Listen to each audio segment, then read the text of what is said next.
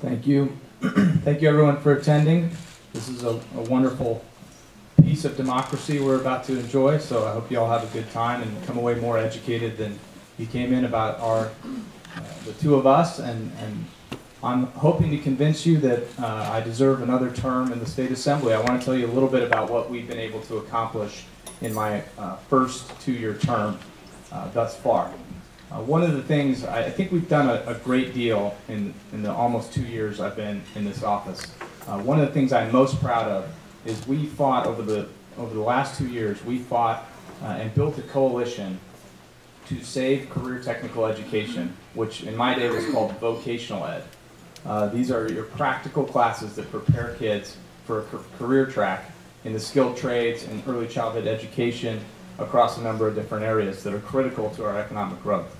The funding program in the state level was about to be cut from $300 million a year dedicated for high school level career technical education to $0 when I got elected to office.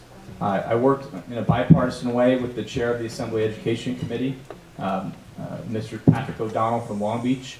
He is a former teacher, was backed by the California Teachers Association as I was in both my race in 2016 and this race. And we worked to build a huge coalition across industry, across education, and in Sacramento, and convinced ultimately the people that make the state budget and the governor that we should permanently fund career technical ed. For starters, at $300 million a year, but I think we can build up from there. We are about to see in the next 5 years the largest retirement out of the skilled trades in the history of the United States of America. There is tremendous opportunity for kids that are interested in plumbing, in welding, becoming electricians, carpentry. We're building again in our country, in our state, and that is a wonderful thing. And that's going to create serious opportunity for kids, and we need to be preparing them through these early classes that expose them.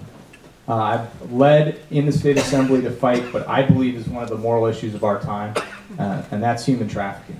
It is the fastest growing criminal enterprise in the world, and it's taking place up and down Highway 101 under all our noses, in our hotels and massage parlors, motels, you name it. And we need to give law enforcement the tools they need to go after this aggressively.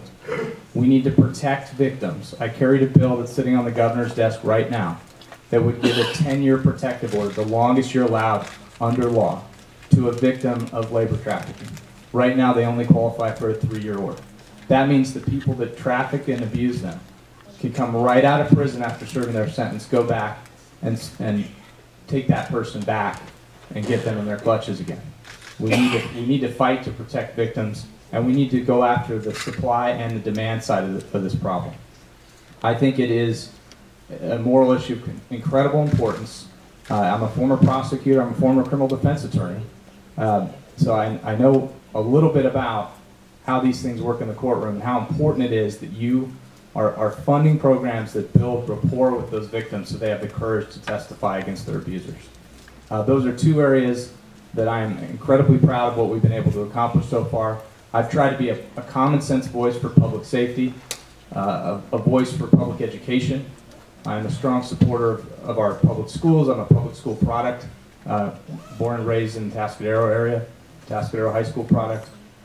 And in addition to public safety, education, and the last thing I'll mention, because I got 15 seconds, my very first bill signed into law in 2017 created a small business liaison in every state agency that regulates small business to try to enforce some government accountability and give small business a voice, because I think we've got to support our small businesses to have job growth for the next generation. Thank you. Good afternoon, and thank you for coming. It's very pleasing to see a room full of people. I want to thank the League Women Voters, and I also want to thank my opponent, Mr. Cunningham, for coming down here today, and also for your service for the last year and a half. We appreciate what you're doing. This is not an easy job, and I know he travels a long way to miss his family every week. I have no intention of disparaging you, Mr. Cunningham. I hope that we can have a terrific debate and terrific campaign. I have a lot of respect for you. I have a lot of respect for you personally, but I do want to take issue with some of your voting record, if I may. So, I would like to compliment you on your career vocational education interest, because that's also something of mine. It's also something that I graduated from. is something that my son has taken advantage of in San Luis Obispo High School. He took 5th in the state in the Skills USA competition, and today he is actually a second-level mechanic at a local business, earning head of household living, earning overtime pay, paid vacation, and health insurance, dental insurance, and vision insurance. So I'm very proud of him. But I'll tell you a little bit about myself. I live in San Luis Obispo, I farm, and I have 2 nonprofits. One of my nonprofits is set up to get money out of politics. How many of you think that there's too much money in politics today? Unfortunately, it's true. And I'm glad that he agrees with that. My other nonprofit is to create community service programs for high school students. Because from my point of view, and the data shows us, that students who engage in community service programs, the younger they start, the more active they are throughout their lives, the more committed they are to their communities, the broader their range of experience, and they typically show that they actually earn more money over our lifetimes. It's a very important issue for me. As I've told you that I'm a big fan of getting money out of politics. On that order, I've written a bill for the House of Representatives. Sorry, it's very hot in here. I hope you don't mind if I took my coat off. I'm a little informal. I wrote a bill for the House of Representatives called the Corporate Political Disclosure Act of 2018 that Mr. Carball introduced on May the 1st. I've written a bill for the City of San Luis Obispo on publicly funded elections, and I think it's incredibly important. Money is having a pernicious effect on our politics because corporations can afford to donate $8,800 where most people in this room cannot. I wasn't really interested in running for this office, to be honest with you. I decided to after a number of people came up to me and asked me to run based on my experience in advocating for campaign finance reform, writing legislation, etc. And eventually I decided, well, I'm going to look into Mr. Cunningham's record, and I want to see. So what I found, and what I was disappointed to learn, was Mr. Cunningham voted against SB 100, which gets California on 100% renewable energy by 2045. And then he voted against bail reform. And then he voted against SB 3, which created a $4 billion bond measure to help affordable housing. And then he voted against a bill that would eliminate life sentences for children found guilty of a crime and given a life sentence, even after 25 years. And I thought that's a terrible thing to throw a life away. And he voted against sanctuary status. And he voted against protecting legal cannabis users from the federal government. And he voted against a bill that prohibits the conversion of advertising for conversion therapy for homosexuality. And that bothered me. And so I decided that I would run because I don't believe in those visions. From my point of view, government is about helping us to lift ourselves up, not try to keep us down. And from my point of view, I think we can do better. Thank you.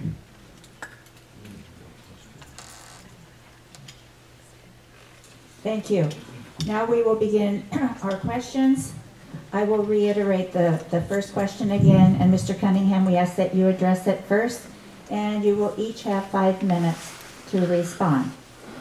The first question is, what is the top challenge facing the constituents of the 35th Assembly District that needs to be addressed by the California Assembly, and what is your proposed solution?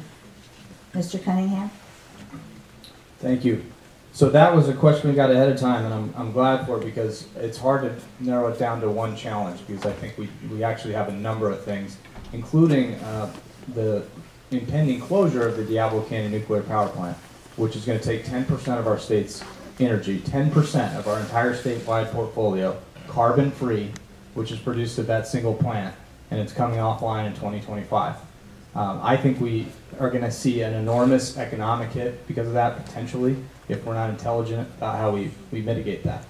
If I had to answer the question, though, with just one simple issue, I would say it's the issue of affordability. And that's something that is up and down the state of California, but it hits us particularly hard here. This is, I truly believe, one of the reasons my wife and I moved back here to raise our 4 kids. It is the best place to raise a family, I think, in the United States. But it is not cheap. And it's getting more expensive. And your state government, I'm here to tell you, is doing some things that make it even harder to raise a family here, harder to retire here, harder to live here on a fixed income. And you see it in a number of ways. My opponent mentioned SB 100. That's the bill that would mandate 100% renewable energy portfolio. Look, I am a pro clean energy vote generally in the Assembly. But I think you ought to put nuclear power in there. You ought to put hydropower in there. The entirety of Washington State runs on hydropower. That's clean. That's not emitting carbon.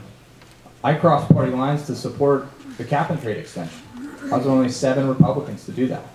So it's not that I don't support clean power, but you've got to weigh cost benefit when you're talking about a government mandate that has no science behind it as to whether we know that can be achieved without an economic hit and without driving electricity prices of all of your bills through the roof. And I tell you, there was no study showing that SB 100 was economically feasible. So I can't in good conscience say all of you should pay more for your electricity because Kevin De Leon wrote a bill called SB 100 and says that we should have 100% renewable as they define it and pick the year out of a hat. I mean, that's just not good policy. That's not what you all, I believe, elected me to go do. I voted against the gas tax. It's a tough one. We need infrastructure spending. Guess what? You're being asked to pay for the same thing twice. You've been sending money to Sacramento to pay for road and infrastructure maintenance. I've been doing it. We've all been doing it for decades. And they're not good stewards of the money. They take it, they put it in the general fund, even though the voters have said numerous times by initiative after initiative, no, our gas tax money, our vehicle fee money should go directly and only to maintenance and to upgrade our roads and highways and transit infrastructure. The state government's not keeping faith with that. And then they're asking you to pay more. I mean, that bill alone hits the average family $780 a year. $780 a year, that's the average family. You own a small business, it's thousands. If you have a big family, it's over 1,000. And that's before you factor in the inflationary effects, because everything you buy at the grocery store for your family just went up too, because diesel's up 20 cents more. And there was no structural reform in that bill to make sure that the state government's keeping faith with what it should promise and keep faith to you with. There's nothing in there saying we're going to protect this money and not rate it and use it in the general fund for other purposes. So I think affordability's got a number of aspects. I think one thing that would be helpful, my opponent raised the SB3 housing bond. Look, I asked the same question when I was getting lobbied for that bill. I asked everybody the same question. Can you show me where San Luis Obispo and Santa Barbara counties benefit from this? Because I got the cost figured out. I figured out the cost because all of my constituents have to pay for additional taxes to service those bonds. But that I know. So show me where that money is going to come back into my community. And I never got an answer from anybody on that. So one thing I think that we can do to help with the affordability issue is stop passing laws that raise the price of everything.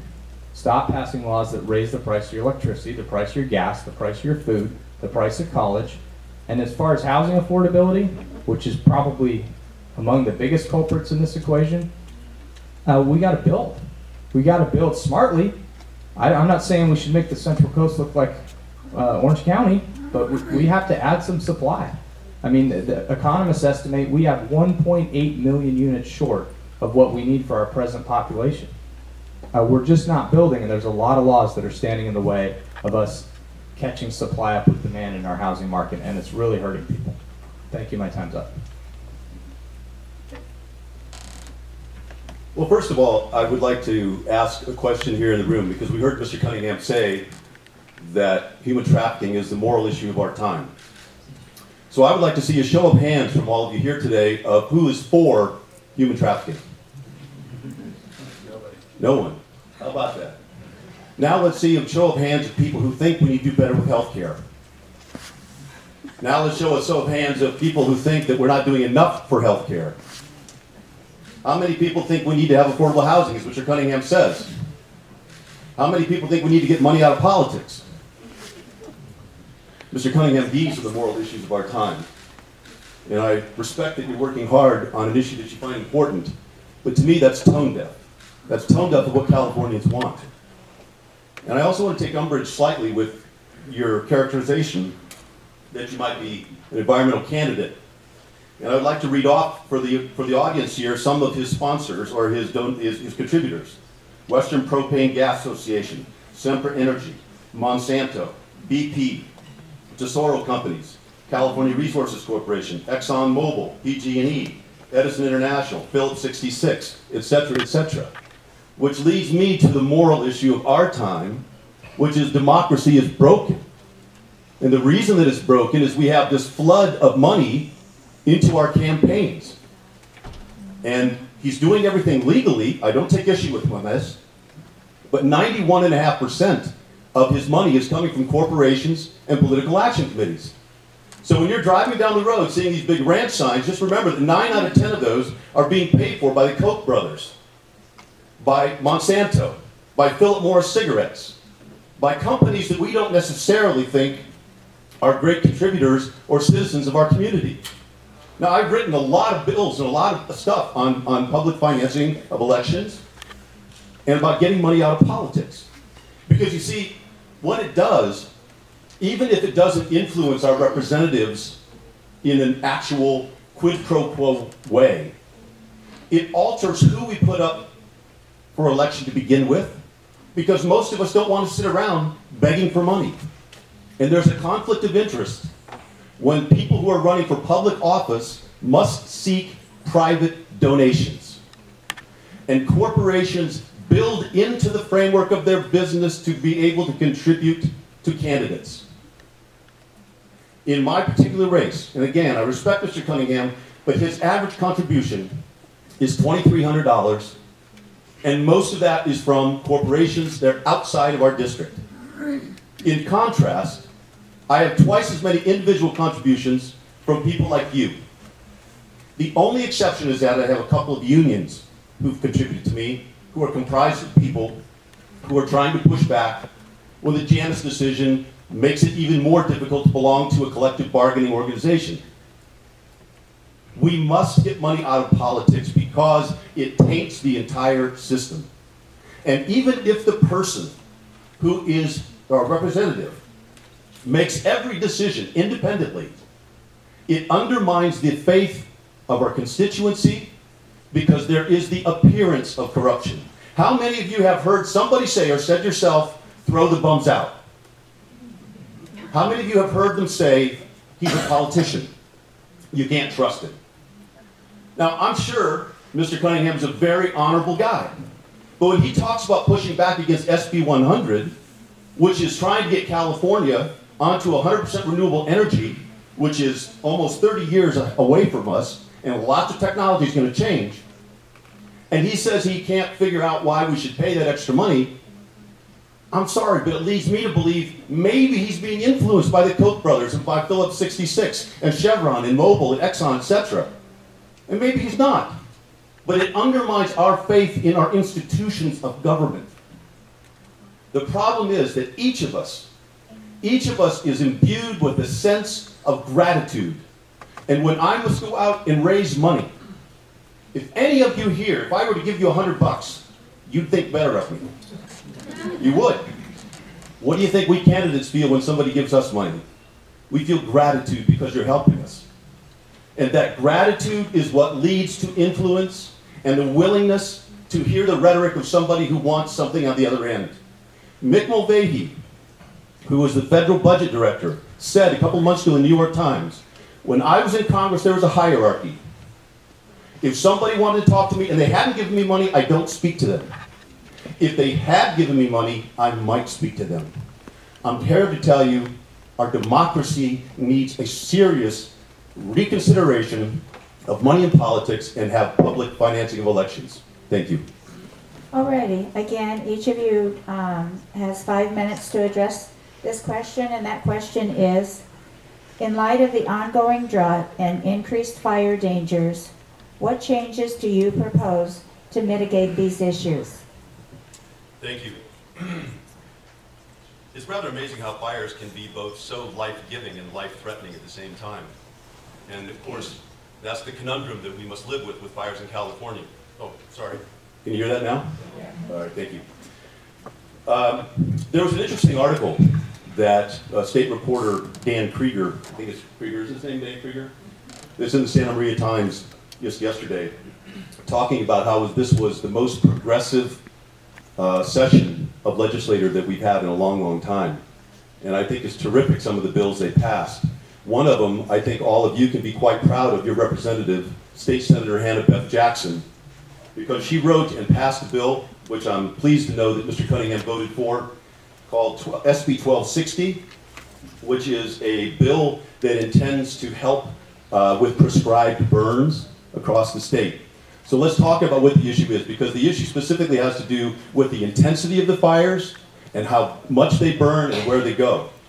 So it's important to understand that one of the reasons, I mean, fires are part of our natural ecosystem, but one of the reasons they're so intense right now is because the Forest Service took a position about 100 years ago to suppress all fires. And for years, fires would go through a forest or a wildland area, and sometimes they were even started by our Native Americans. And they might go through as often as every 5 years in some cases. And when they do, they would burn all the debris that's laying on the forest floor. So without burning, there's been this enormous gathering of flammable materials. And so what we're having right now is when these fires happen, they're so loaded, they get super hot, which means they can burn even more things where they might not have had a chance to before. The other reason is climate change. Droughts and warming temperatures have extended the official fire season by 30 days before and 30 days afterwards. And drought has caused the death of 127 million trees in the state. And when those trees die, they're standing there, and firemen describe those as ladders. When a tree is dead and that debris on the bottom it catches on fire and it starts to leap up, it can catch dead trees, which then burn up like that. And where a fire might go through and stay below the canopy in a normal, healthy forest, it then travels all the way up and catches the canopy of the forest, and now you've got real trouble. The other thing that happens as a result of global warming is that rising temperatures have increased wind speed, and this fans the flames and it moves embers often distances that can be very hard to control. And the third thing that we have a problem with is more homes are built in high-risk areas known as the wildlands-urban interface. And one of the things that does is we need to have more defensible zones around there, because when a house catches on fire, that takes our talent, our firefighting talent, away from the forest, because now they have to focus on one small structure. It really stretches resources and costs a lot more to repair. So there are a bunch of solutions, and these are some of the things that Hannah Beth Jackson included in her bill, and that was we need to train more fire crews and conduct more prescribed burns to minimize forest debris. We need to do more mitigation in high-risk areas, such as removing dead trees, clearing defensible spaces, and utilizing vegetation management practice, such as using goats to go in and clean areas. This would include timber harvest permits. We need to give grants to private property owners to manage their wildlands where appropriate and have strong enforcement of defensive zones. And with defensive zones, most of you who are real property owners know that there's about 150 foot clearance around structures. And then finally, we need clear and sensible building codes so that fire-resistant materials for homes in high-risk areas don't catch on fire. There's a lot of new materials out there, plenty of stories where homes that are built with fire-resistant materials survive raging fires from San Diego all the way north. And also another thing that's happened in this last legislature is Governor Brown signed an executive order to augment state spending through cap and trade funding. And he added 6 additional fire crews to do the prescribed burns. They doubled the number of acres, mitigated acres, to 500,000 to help clean up some of those trees and the debris that creates these hot fires. And I think that we might also need to look at reducing power loads when it's possible, where it's possible, because one of the top 3 causes for fire is the transmission lines for power companies.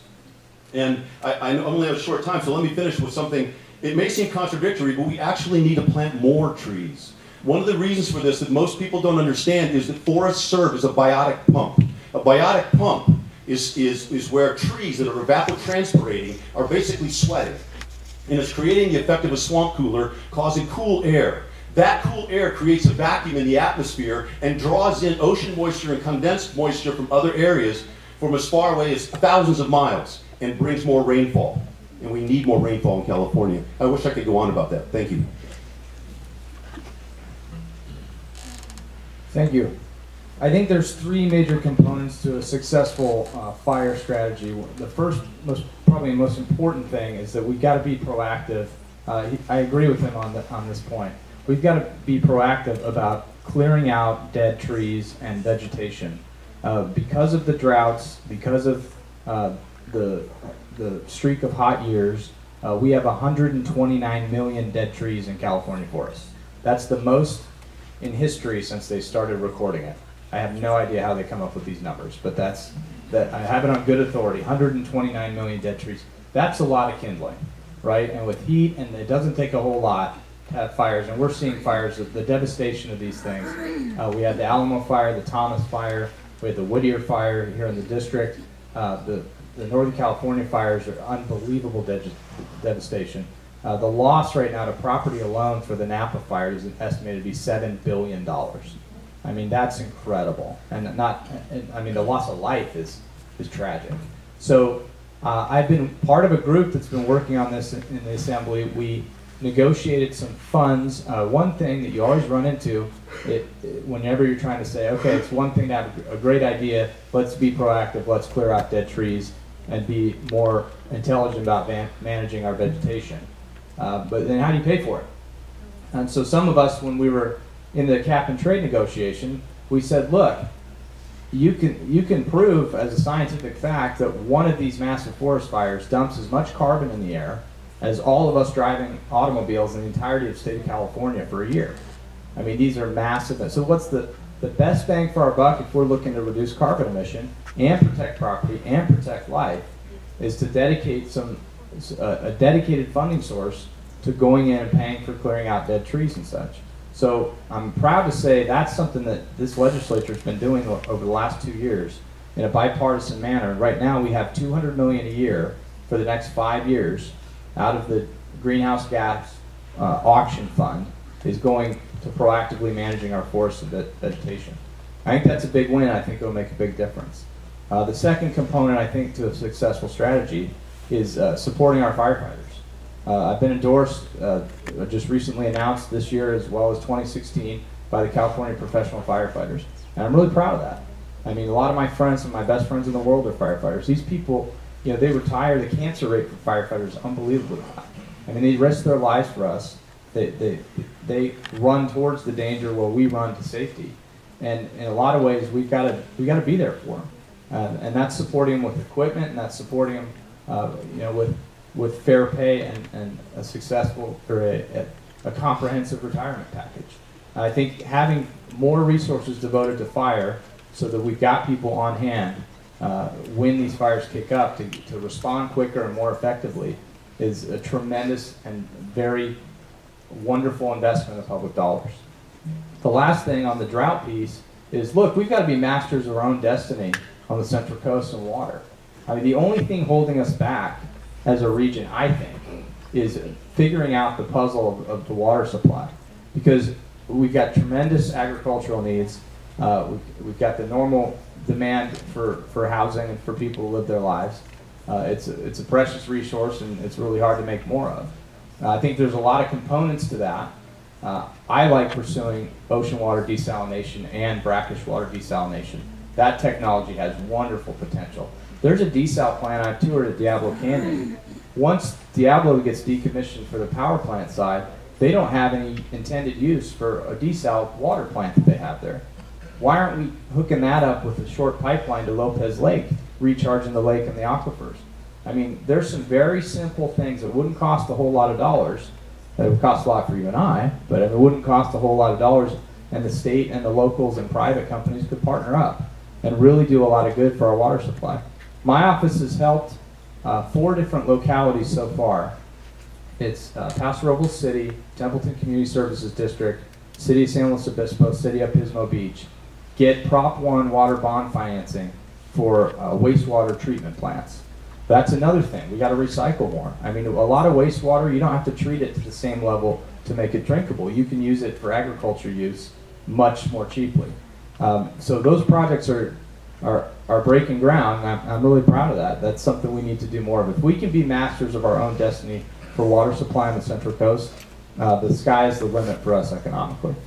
Thank you.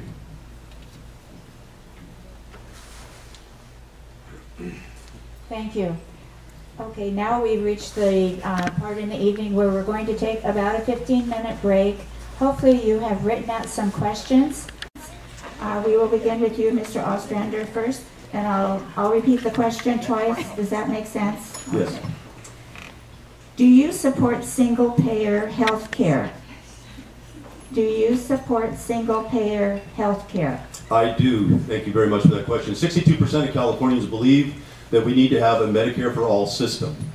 It is the ethical thing to do. It is not just doctors that should have an ethical commitment to one another or to their patients. I believe that we need an ethical commitment to one another as well, a Hippocratic oath to one another. And if you don't believe in the ethics of it, you can look at the economics of it. Even the Koch brothers report came out and say that it would save the average person money on medical care. It would save small business 22%. Right now, 70% of our health care is already paid for by public dollars. There is a way to get to that number that we need to be able to pay for it. SB 562 was a bill that Speaker Renton did not feel was fully complete, and therefore it was tabled. That was unfortunate to me because I believe that there should have been further deliberations, even if it wasn't a perfect bill, in an attempt to make it a perfect bill, or an attempt to sort out the problems. We're not there yet, but we're trying, and we're getting closer to that, and I absolutely believe it's the right thing to do. If we have to increase taxes by 2.3% or increase the sales tax or something to make up that difference, at the end of the day, what we want people to look at is, are you spending more money every month? It is the moral issue of our time that people, 3 to 4 million Californians, do not have access to health care. One of my friends, who's a conservative, who I love very much, has a blood malady, and he's pushed back against health care for a long time. And now he has a blood malady, and his pills cost him $13,000 a piece, which he's supposed to pay every month out of his pocket. Well, not all of it. His insurance covers some of it. SB 562 is the right thing to do. We should have had this 8 years ago in the federal government, but we didn't. And one of the reasons we didn't is we had Big Pharma and medical association and insurance company profiteers of our healthcare system pushing back and not allowing for a public option.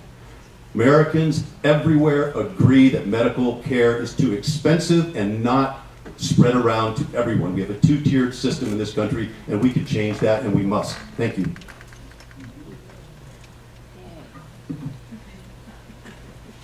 So as to the question of whether I support single-payer healthcare as envisioned by SB 562, the answer is no. And the reason is that bill was scored by the Senate committee that it went to determine how much it would cost.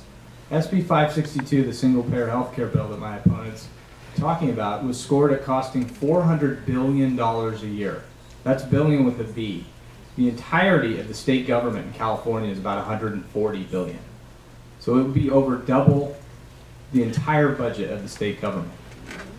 The proponents of SB 562 never put forward a plan of how they were going to pay for a $400 billion a year program. Some of the things they floated were changing Prop 13 / eliminating protections of Prop 13, a payroll tax of 15% on top of existing taxes for both employers and employees. If you're worried about retaining business in California right now so that our kids, my kids, your grandkids have job opportunities in the next generation, the last thing you want to do is raise taxes by another 15% on both employers and employees in our state. Another proposal would have increased income taxes on the middle class by 20%. I mean, it's enormously expensive. And that's an enormous, enormous expense. And I'm not sure you get good quality care out of it. Look at the DMV. We've had issues right now with the DMV. I'm sure some of you have read the stories. The DMV processes things, they process licenses, they process renewals and car registration. They can't do that right. I mean, we gave them 100% of the budget ask, and there's lines 4 hours long for people that have appointments at the DMV. So if we have trouble with the state agency executing a system as simple as that, why do we want to put the state in charge of all of our healthcare decisions? I don't think you're going to get good care. The issue that's critical to the Central Coast, by the way, for healthcare, from what I've studied, what I've seen, what my constituents have told me, is access to quality care. Bringing in quality professionals and specialists, and we need to do that. We need to do that absolutely. But single-payer healthcare is just going to cost. It's unaffordable, and the quality of care is going to decline. Because this is such an important question, is there a chance we can rebut this for a moment? Because this is a very important issue for all of us, I think. How do you feel? Yes. Yes. Okay, then what we will do is, we will use the same format, 2 minutes for each candidate Yes. to respond. Yes. You did, yes. Okay. That's Each fine. of you will be allowed 1 minute to respond. Thank you. Thank you very much. I appreciate that. This is an important issue for us, so I think it's really important because this, in some characteristics, defines the difference between Mr. Cunningham and myself. SB 562 was not a perfect bill. That doesn't mean that you kill it and stop talking about it and figuring out a way to do it. Secondly, the estimate for the cost of health care in this country did not, and they were not allowed to consider the savings that would occur if we had single payer. The problem with healthcare in America today is it's run by profiteers who have small little areas and regions in which they bargain for. It is not the collective bargaining of 40 million people. And that is what's so important about it. And unfortunately, his emphasis is all about taxes. And I've not seen a bill that says it's going to raise taxes 15%. The studies that I've shown see 2.3% payroll tax, which is on top of the 1.49% that people are already paying for Social Security. For Medicare. And how many seniors out there appreciate your Medicare? That's a federal program much larger than California, and somehow we manage to do that just fine. So the question, Mr. Cunningham, is not about whether or not it costs us a little more today. The question is, what does it cost us at the end of the month or the end of the year? And that, as every study has shown, is the savings to us.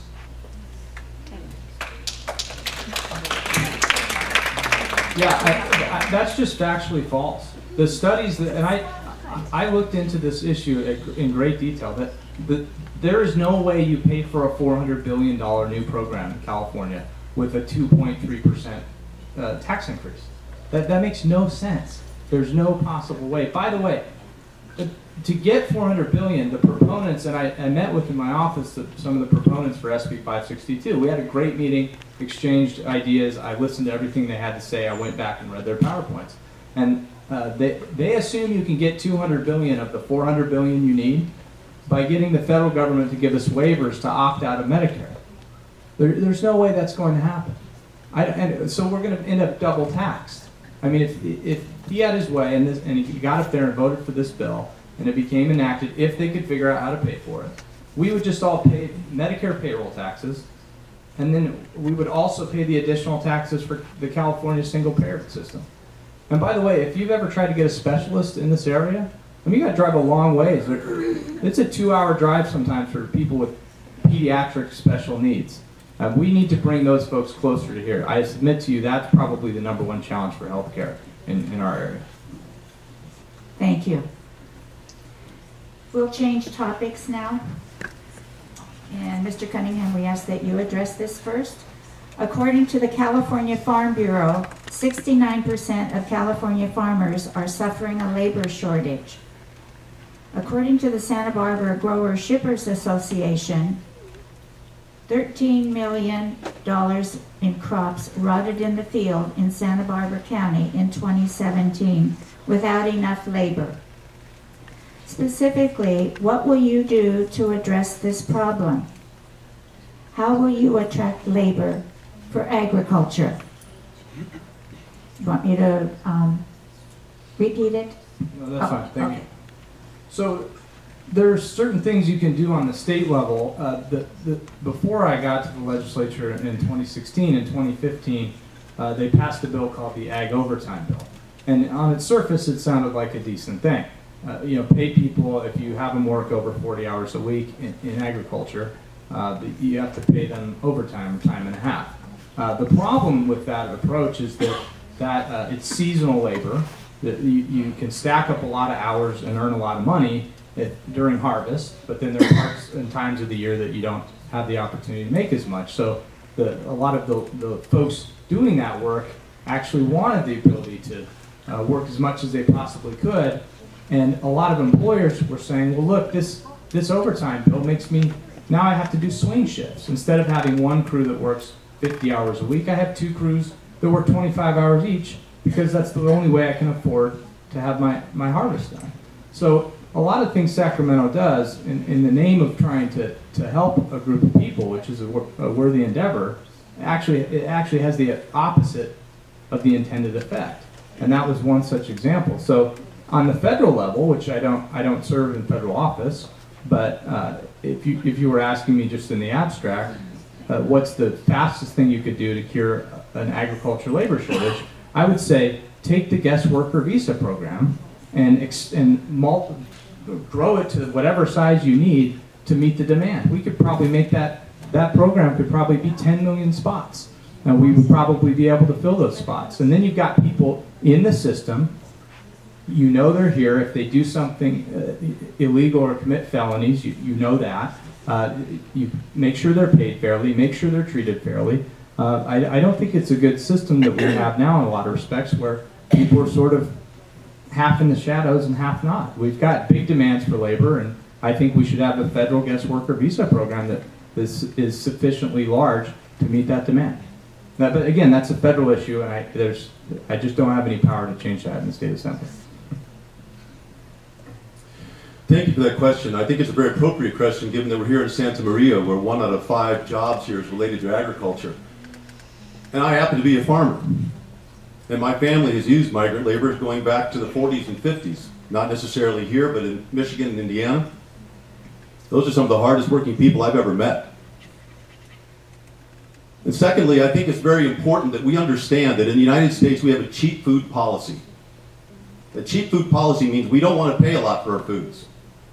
Unfortunately, what that means is we get an awful lot of manufactured foods that aren't even good for our health. And secondly, right now we're in an atmosphere which I blame in many respects the federal government, but those people who participate in those kinds of attitudes that the federal government is putting on right now about immigration make it exceedingly difficult and challenging. And it makes it difficult to find solutions. The H-2B visa program for migrant farm workers is too complicated and too much paperwork. And I agree with Mr. Cunningham that that's something that is at the federal level they need to change. But I disagree with him from the point of view that he voted against the sanctuary status here in California. He's voted against situations which I think would empower people who are simply trying to make a living. And I don't know about any of you, but those people are the most underpaid people in the United States. Any of us, none of us I should say, could stand bending over and cutting cilantro off an inch off the ground, or bend over and pick strawberries for 8 hours a day. Those people deserve dignity and our gratitude because they make our food affordable and they pick our food and do our agricultural labor because most of us don't want to. And the risk that they take, the largest incidence of stomach cancer of any occupation in the United States today. So if we have to push a little bit to get them overtime pay for the hard work that they're doing and provide some housing for them, I, for one, as a food eater, as a consumer, agree with that and vote yes. Who's with me on that?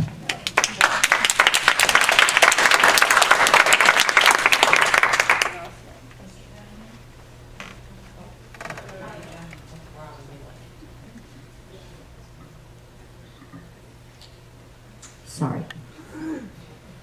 Okay, our next question. Do you support fracking? Why or why not?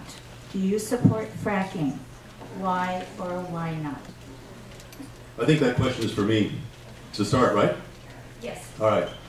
No, I am not for fracking. Fracking has been used for a long time. We all get it. We all seen that fossil fuels have been more easily obtained because of the consequences of fracking.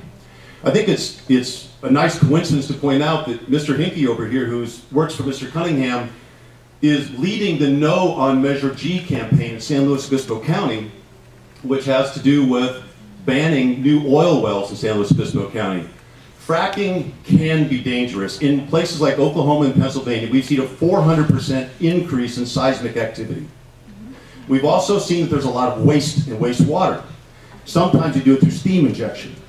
In our particular area, the Rio Grande oil fields, they're using 1 million gallons of water a day, 19 gallons to produce 1 gallon of very dirty crude oil, some of the dirtiest crude oil on the planet. We ship it up to San Francisco and sell it on the international market. The United States is now a net exporter of petroleum products. This is a 20th century, if not 19th century energy technology, and we need to move beyond that. Continuing to invest in fracking, continuing to invest in fossil fuels is a problem for us in the long run.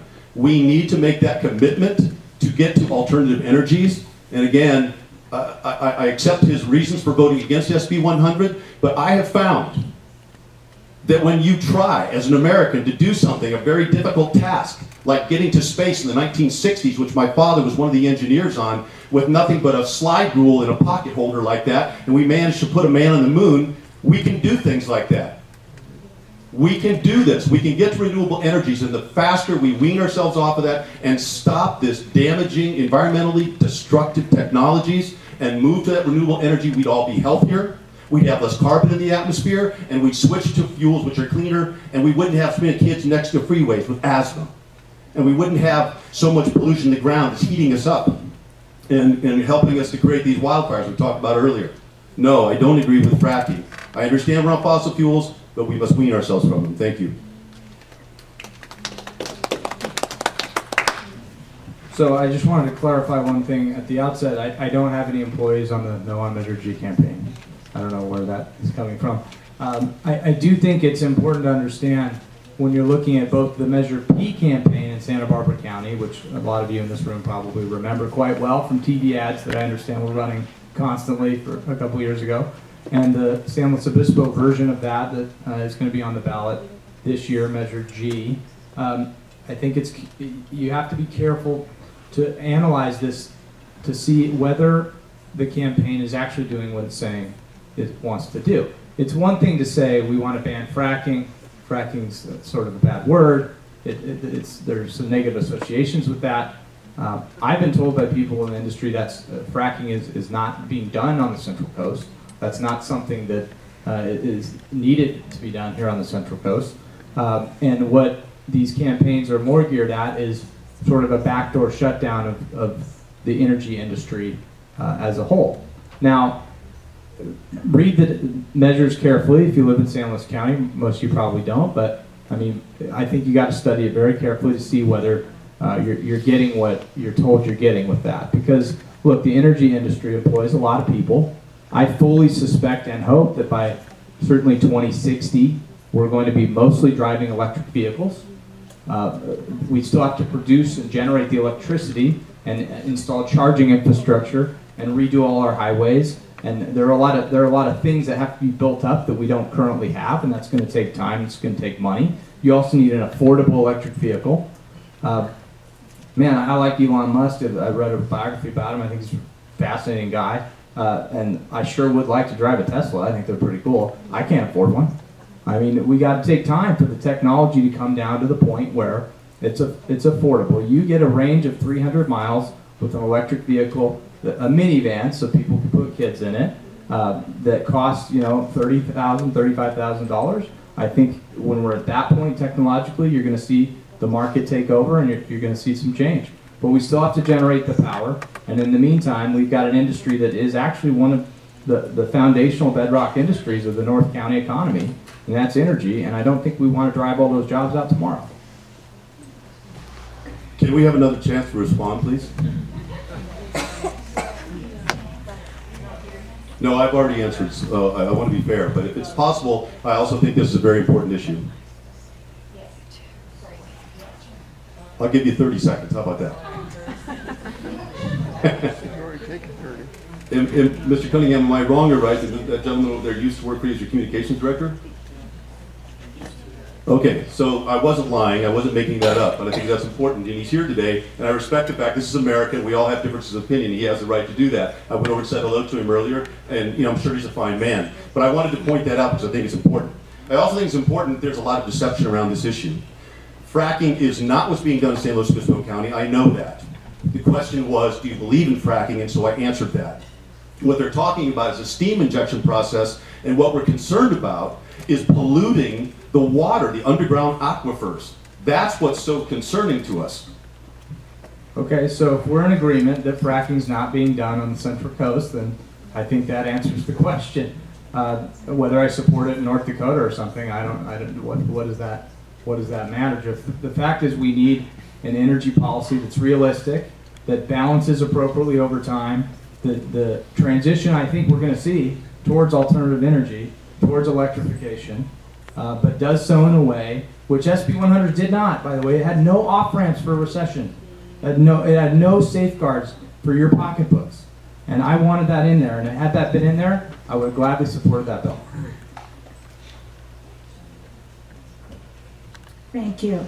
I have been asked to remind you, the audience, to please refrain from clapping during this part of the program. I feel like I'm being a teacher, but I know you will comply. Thank you. You'll have a chance at the end to clap. And then also, I've been asked, in the essence of time, we better stick with our original plan of 2 minutes each. I know these are topics of interest, but in the interest of time, 2 minutes for each of you for each question. Thank you. Okay. We will begin this question with Mr. Ostrander. What effects on public safety do you think sanctuary cities and relaxing the bail requirements will have? What effects on public safety do you think sanctuary cities and relaxing bail requirements will have? I'm happy to go first. I did go first in the last one, so if you want me to, I'll continue to go first, but that was the order the last time, so it's up to you. No, we said that we would alternate, so thank you. Yeah, I went first in that last question. That's why I'm asking. I'm just trying to be fair. I think that's right. Yeah. So, what effects do I think sanctuary city? I'm going to go ahead and assume the question refers to the sanctuary state, which was SB 54, an incredibly controversial, hotly debated bill in 2017, and bail, the relaxing of bail requirements. What SB 10 did, which was voted on late August, rushed to the floor, 3 days of a brand new rewritten bill. They didn't put through any policy committees. It didn't relax bail requirements. It eliminated the bail system entirely. In favor of a pretrial detention system where essentially county bureaucrats are going to run people through some scoring algorithm or something and try to determine whether they're a threat to public safety.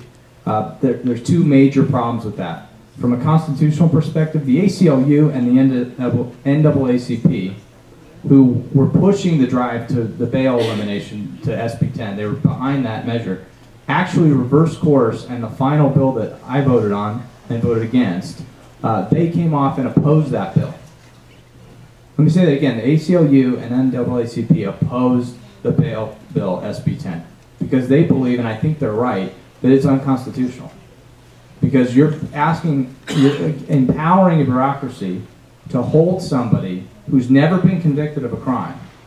This is a pretrial detention without the possibility of bail. And I think personally that probably violates the 8th Amendment. That's the problem at the top end. At the bottom end, you're releasing people back into the streets with no possibility, no assurance that they come back for their court date. And I think you're going to see a spike in crime because of that. I work in the system. I've done it on both sides, prosecution and defense.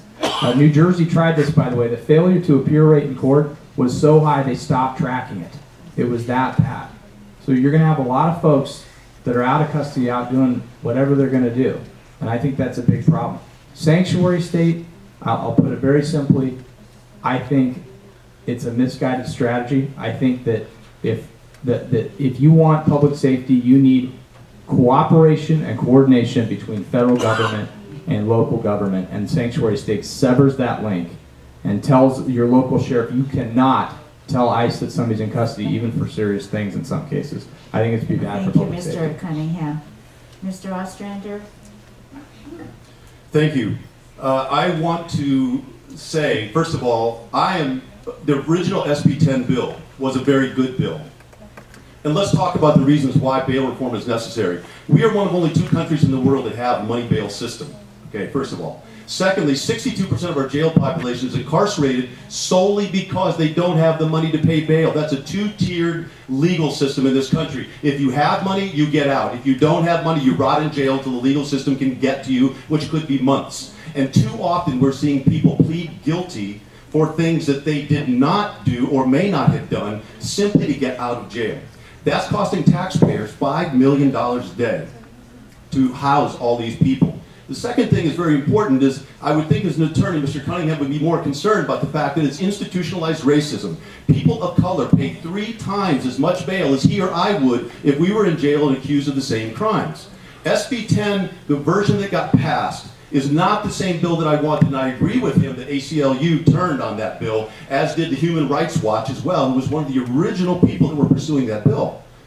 What it did, and the reason they don't like it, is because it put too much emphasis on the judge himself. And even though we have an Eighth Amendment constitutional right for bail, except in cases where crime was violent or the community is threatened, in which case they have no right to get out of jail if that is deemed that they're a public safety hazard. It does not increase crime or problems. In the studies that I've read in Washington, D.C., that is actually said the same percentage of people return to court as those with bail systems, 88% of the time. And in the state of Alaska, which is not what you would call a progressive bastion of people, they reformed their bail system and reduced their jail populations by 13%. 13%. That saved $384 million out of their state budget. We could be doing the same thing and using that money for much better purposes like education. Moreover, it's really important to understand, besides that costing us $5 million a day, what's happening to those people who are sitting in jail? Are they paying their rents, or their mortgages, or their car payments? Are they showing up for work and contributing to the tax base? Are they taking care of their children? Are they able to go to school? So not only is there an institutionalized racism that affects people of color much more significantly, there's a 2-tier legal system where poor people can't get out of jail. And then on top of that, it costs us as taxpayers a lot of money, and it doesn't allow them to actually aid their own defense or pay taxes. Thank you. Again, refrain from applause. Our timer does hold up a card when 30 seconds is remaining and then when time has been called, so that hopefully helps you in your responses. The next question on the topic is military-style assault rifles. And Mr. Ostrander, we ask you to begin. What is your view on military-style assault rifles being available to the general public? What is your view on military-style assault rifles being available to the general public? Well, I just would like to finish from one question before about the sanctuary status, and I agree with the sanctuary status. Actually, immigrants commit less crimes than the general population do. And they do incredibly important work that adds to our economy. Secondly, on the issue of assault weapons, there's a lot of people that like to parse what assault weapons mean. I've worked in Africa with cheetahs and lions and black rhinos. I've worked on a farm most of my entire life. I have never, ever had needs for an assault weapon. To me, the reasons that people have assault weapons are vanity. It is not about protecting you from the federal government.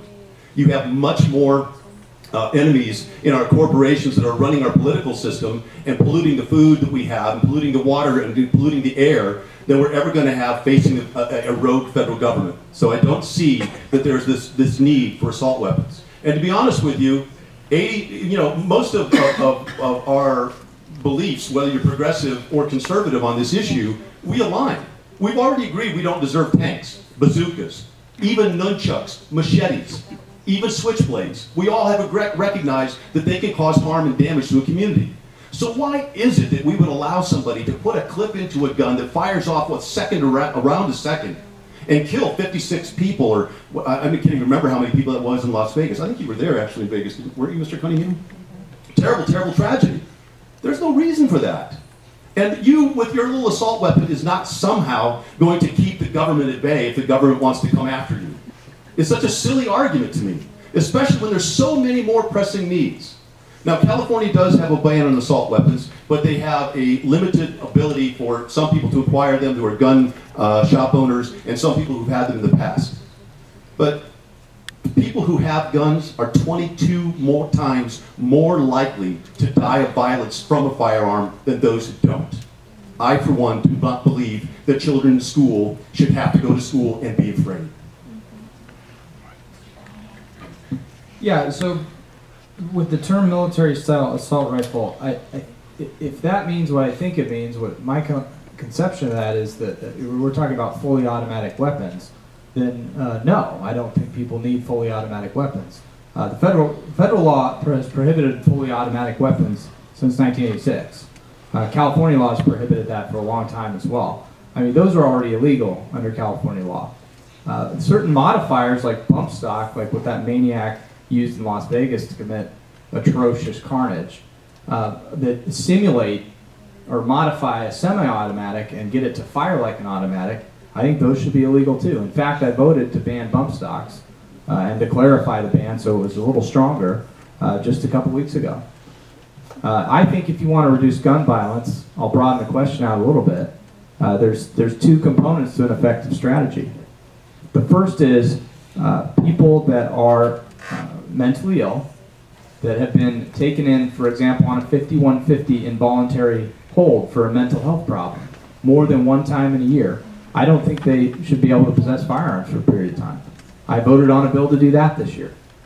Secondly, I think you need to go out and find folks that cannot legally possess firearms because of criminal convictions, mostly predominantly felons and some misdemeanors who have convictions for a crime of violence, and make sure that they do not possess firearms. There's a database that the California DOJ maintains called the APPS database, APPS. In that database, there are roughly 13,000 folks in California who cannot legally possess firearms, and we have no idea whether they have them or not. So if you want to do something positive and proactive for gun safety, do those two things first. Make sure the mentally ill aren't getting guns, and make sure that people that cannot have them because they're felons or have committed crimes of violence do not have them. Once we've done that and taken care of that, I think we can talk about other forms of what we might need to do legally. Thank you. The next question addresses the cannabis industry. We will begin with you, Mr. Cunningham. Please tell us your opinion of the cannabis industry in our towns, the pros and the cons. What are the pros and cons of the cannabis industry in our towns? So Prop 64 passed. I think my concern with Prop 64 initially was two things. One is we don't currently, and I'm speaking from my experience in the criminal justice system, handling a lot of DUI cases of all forms. We don't currently, I think, have the infrastructure in place to have a reliable roadside test and a test that's admissible in court for whether somebody's under the influence of THC for driving. So I was concerned that we're leaping a little bit early in that respect, because states like Colorado and Washington that have legalized marijuana for recreational use already had those tests in place and already had a limit for how much you can have in your blood and drive. The other issue, I think, is it always comes down in this stuff to keeping things away from kids who have developing brains, and I didn't think Prop 64 had enough. I don't think there was enough in there to keep this from being marketed to our children. So, but if you look, it passed, and I think it's an industry that has tremendous economic value and potential. There is no question about that. I think, you know, the voters have spoken on it, and I think the smartest thing we could do from a policy standpoint is make sure that we're doing it intelligently, and I would say intelligently means those two things. Are our roads being kept safe so people can drive around without being in fear of other folks that are driving while high? And are we making sure that our kids are not having this marketed to them? I think if we can make those two things work, then we have a good chance of enjoying the economic benefits of what could be a tremendous industry. And by the way, medicinal cannabis has tremendous health benefits in some respects. I mean, I've had personal friends that have had oils that have helped their kids that have had seizure problems. So I think you can't ignore that in looking at the pros and cons. But again, it's road safety, and it's making sure that our children are not being marketed to. Well, I agree with Mr. Cunningham that we always have to concern ourselves with the safety of an individual or those around them that are using some type of substance that may alter, in some capacity, their ability to function. But unfortunately, this country has had this hypocrisy of having alcohol for our entire history. And every medical doctor will tell you that alcohol is far more dangerous than is pot.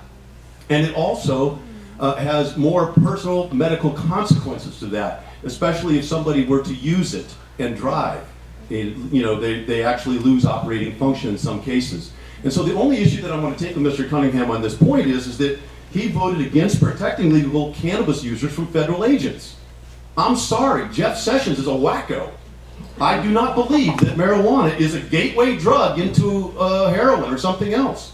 So I'm not sure why, if you can support 64, if you can support the idea that people can use marijuana medically, why you would turn around and vote for a bill that says it's okay, or not vote for it, but vote against a bill that prohibits the federal government from getting into our business as a state. I don't quite understand that.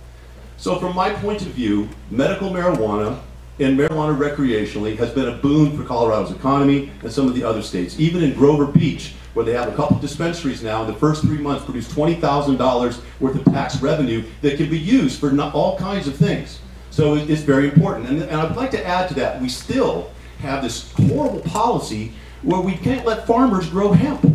Hemp. The United States Constitution was written on hemp paper, right? It was used in our sailing ships, on ropes, et cetera, et cetera, et cetera. It would be a really viable crop in this area that we could use that is far more efficient producer of fiber than forests are, or large grasses, because essentially it is a grass, but it has an incredibly important role that it can play in our environment and in our economy, and we need to get past this old idea that it's some horrible 1960s drug film thing. Thank you. The next question addresses the size of the area that you represent. The 35th Assembly District is very large, from San Luis Obispo to Monterey County line, east to Cuyama, and south to Lompoc. So the question is, how will you work with the Lompoc community on areas of concern, such as funding for the homeless transition programs? How will you work with the Lompoc community on areas of concern, such as funding for the homeless transition programs? Thank you. By show of hands, can I see how many people are here from Lompoc? Look at that, that's your answer right there. I go down and I visit these people and I talk to them and I see what their needs are. It is our job to represent a district that is nearly 150 miles long, with 470,000 constituents and over 240,000 voters. And each community is different. It has different needs. And it's important for me to make sure that I'm getting into those communities and understanding their needs, because the needs in Lompoc are not the same needs that are in Santa Maria, are not the same needs that are in San Luis Obispo, are not the same needs in Cambria or in Paso Robles. It's our responsibility to get out there, not simply put up ranch signs and pretend like you're part of that neighborhood or part of that community. I'm very proud that about 15 or 20 people from Lompoc have come up here today to support my candidacy. And I really appreciate that they're get out and willing to walk and make phone calls and so forth. And I want to address their issues. I want to hear what they have to say and use the power of the assembly to represent them. So I think it's a question of energy sometimes, because everybody wants your attention. There's so many needs, but that's part of the job.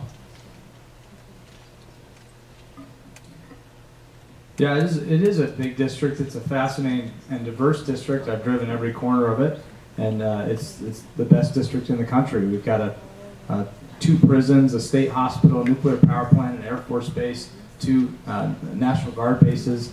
I think the Lompoc community is a wonderful place. I get down there as much as I possibly can. This year when I'm in session in Sacramento, I have staff there as much as I can. We try to maintain as active of a presence in every single community as possible. In terms of specific items of helping the Lompoc community, I carried a bill this year that would allow the Lompoc Community Healthcare District to enter into a joint powers authority with Cottage Hospital to try to get some primary care health professionals into the area, because the Marion's a long ways away, Cottage is a long ways away, and it's a really underserved region with healthcare. So we're carrying this bill to try to get a public-private partnership so we can have the healthcare district and Cottage Hospital work together under existing legal structures. Amazingly enough, that takes a bill to do. News to me, but the things you learn first, your first year on the job. And when they brought it to me, I said, that's fantastic. We're going to do it. Hopefully I can report by September 30th that Governor Brown signed that bill, because I think it'll be a great thing for the community. I think we've got a very diverse, wonderful community with a ton of individual needs. There's certain things we all do share and we all have in common. And one of those things is the need for an affordable lifestyle, for housing that's affordable, for gas that's affordable, for food that's affordable. And we need to be proactive and think about how, with the closure of Diablo Canyon coming around the corner midway through the next decade, how we're going to replace those jobs. And I think a lot of the stuff that my opponent talks about that sounds great is also very expensive. And I'm telling you, when you increase taxes on small business, you're putting folks that are already under a pretty big burden into a bind. And I don't think that's the way we're going to grow the jobs we need for the next generation. Thank you. The next question, Mr. Cunningham, we will begin with you. You stated earlier that there was no science behind SB 100. Please explain your view of climate change. What scientific information would have caused you to vote for SB 100? Yeah, by my phrase that there was no science behind SB 100 was there was no study or data showing that the targets that that bill put into law, in terms of you have to have X% of the entire energy portfolio of California has to be as defined renewable by a certain year, and then you have to have 100% by 2040 or 2045, I believe. There was no science showing that that could be done in a way that was not economically disruptive or extremely costly for people to pay electricity bills. We've already got a lot of polls on people's pocketbooks, and there wasn't any study that said that could feasibly be accomplished without jacking electricity prices through the roof, potentially in the out year, especially when you're really stretching to try to get that last 10% that's incredibly costly. They also never took into account the impact that closing Diablo Canyon was going to have on that. We lose 10% of our energy, which is clean energy, carbon-free, the largest carbon-free energy generation in the state. We lose that overnight in 2025 when Diablo Canyon closes down. That wasn't taken into account in any way in SB 100. Climate change is happening. I have a degree in physics. I have no problem with the science behind that. I do think that you need to be intelligent and also look at the economics in terms of how you approach it. I mean, one of the reasons I was persuaded to cross the aisle and support the cap and trade extension, among other things, was I thought that was the most cost-effective, efficient way to reach those goals. And I think that program had been shown to have worked already. It was working okay, and extending it made a lot of sense to me. SB 100 just simply didn't have that kind of robust data behind it. And I asked a lot of those questions too. And you know, what happens when we lose nuclear? How does that affect this? And people really just hadn't given that much consideration. So I think it's going to drive up electricity costs, and I think we could have done it in a different way. There's so many parts to this question and to Mr. Cunningham's response that I wish I could address. But I'm going to just talk to you philosophically for a second. Well, no, I won't. For 1 second, I would just want to say that 30 years from now is a long time. It's hard for anybody to see what we're going to do. I think that we as a people are facile enough to recognize that by 2040, if we're not on track, that we may need to take some changes. But I'm pretty confident that when John F. Kennedy stood on the stage and said, we're not going to the moon because it's easy, he said we're going because it's hard. Forcing ourselves off of fossil fuels is also hard. Maybe that means that we pay a little tax. Maybe it does. Maybe it means we pay a little bit more electricity. Although the indications are renewable energies are going lower and lower, which is why Diablo Canyon said they would close, because it wasn't affordable. And I take exception to you, sir, when you say that Diablo Canyon is clean energy. I know people like to talk about the fact that it is carbon-free, but contaminated nuclear rods are not environmentally friendly. From my point of view, our government has always had some ambition to improve our lives. We saw it in the making of our Declaration of Independence. We saw it in Manifest Destiny. I know we heard a lot of indigenous peoples, but we had ambitions. We saw it with Lincoln's land-grant university system, because we needed to spread education. We saw it in World War I and World War II, where we're going to help the world define a democracy. We saw it with the GI Bill, educating people. We saw this with the space program and with our freeway system. Sometimes we need to work collectively towards the big ideas. Sometimes they're going to cost us a little bit of money. I'm okay with that. I'm sick and tired of hearing people talk about taxes as the litmus test for whether or not it's a good idea. I recognize that economic burden is always a part of this discussion, and I'm happy to have that discussion. But I also think it's important that we do need to make some sacrifices sometimes to deal with the climate that is changing, from wildfires that are raging, from water that's dirty, from the air that's dirty. So sometimes we have to dream, and that's what I want to do. Thank you. We have time for one last question. The topic of this question is desalination. We will begin with you, Mr. Ostrander. Is desalination the best way to increase our water supply? Is desalination the best way to increase our water supply? The short answer is no. Everybody likes to think that this ocean out there, which comprises, what, 90% of the Earth's surface, or 70%, I forget what the percentage is just this big pool of water that we can drink from. Americans and human beings as a whole never like to think of that's enough or restraint, or we just need more. We need more. We need more. And so we think, well, we'll just take a straw in the ocean. That's very expensive water. First of all, just acknowledging Mr. Cunningham's concern environmentally, that's very expensive water. It is more affordable to desalinate brackish water, and there has been a recent project where the Coastal Commission allowed for them to put in a pipe in brackish water to clean that. But what do you do with all those salts? How do you compensate or mitigate the environmental damage pulling stuff out of the ocean?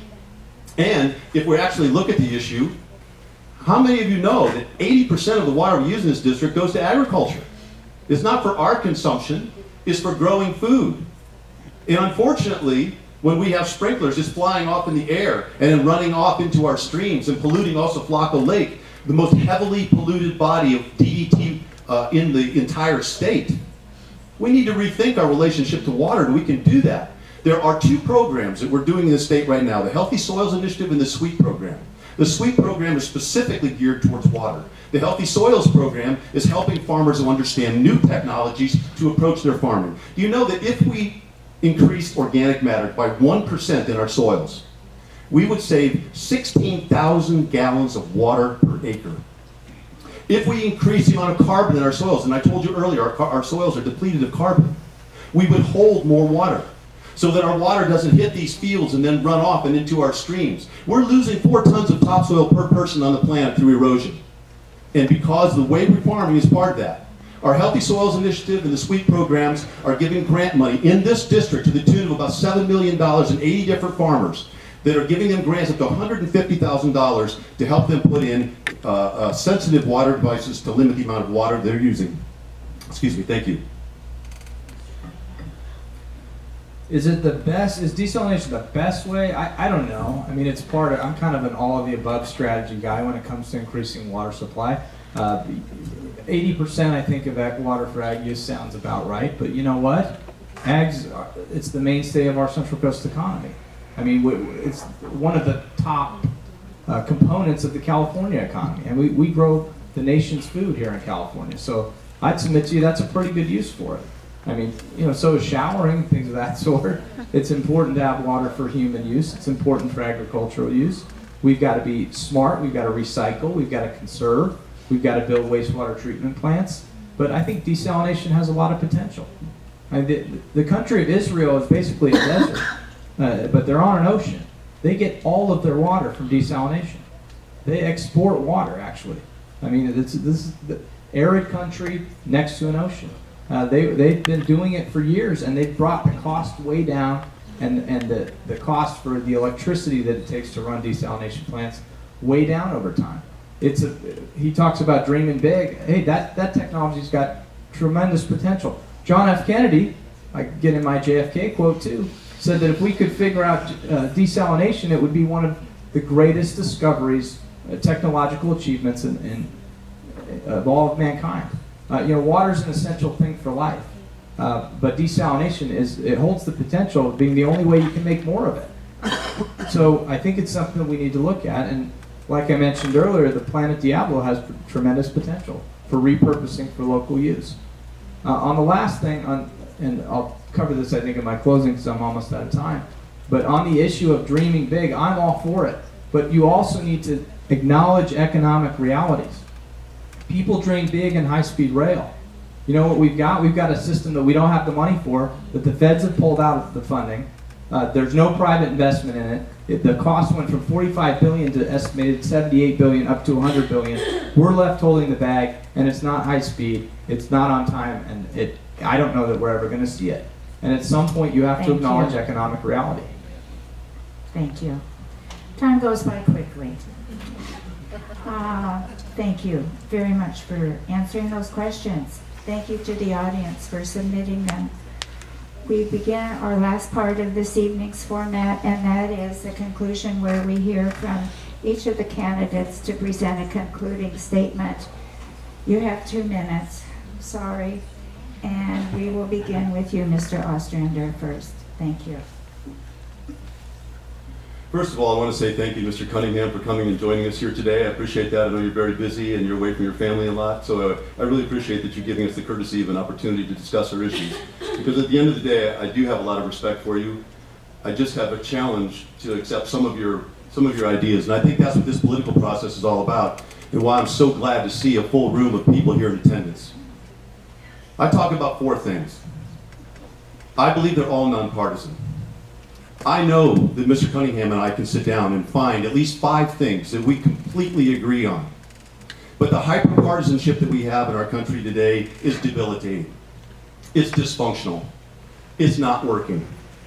Part of the reason for that, and this is going back to the subject that I broached at the very beginning of this, is campaign finance reform. It's unfair to the rest of us that corporations have the ability to influence our elections. Do you know that in 2016, only 1.3% of all eligible voters donated to a campaign? And so what happens is that every election, we have to chase you harder and harder and harder to find the money to run for office.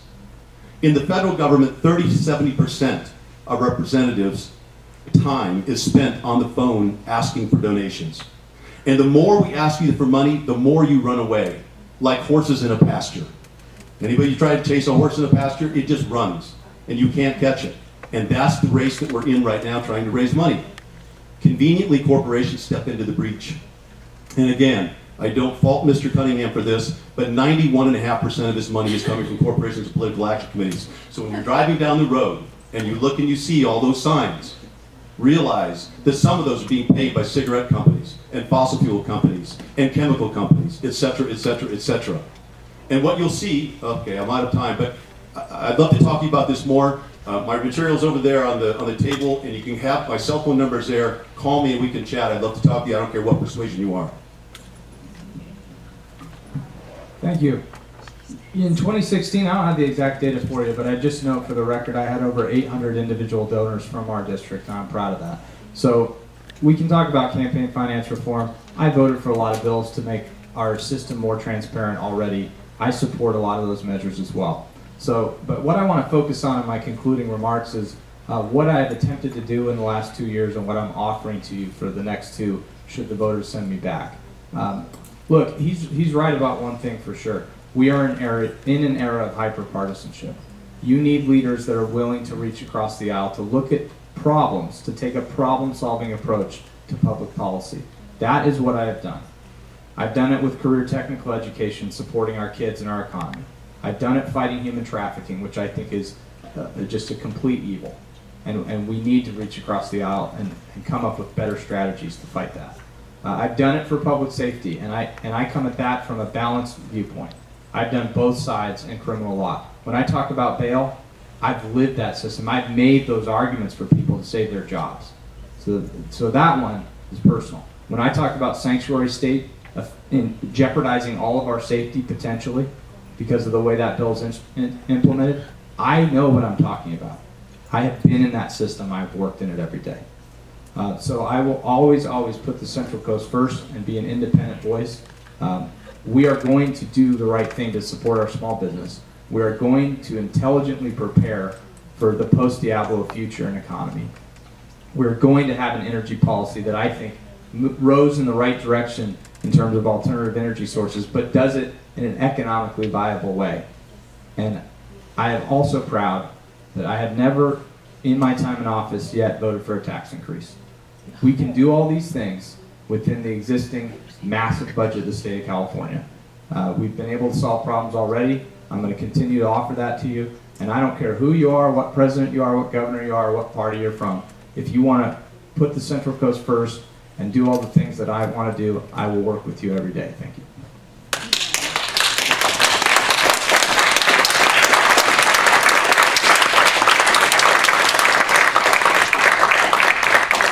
As you can see, this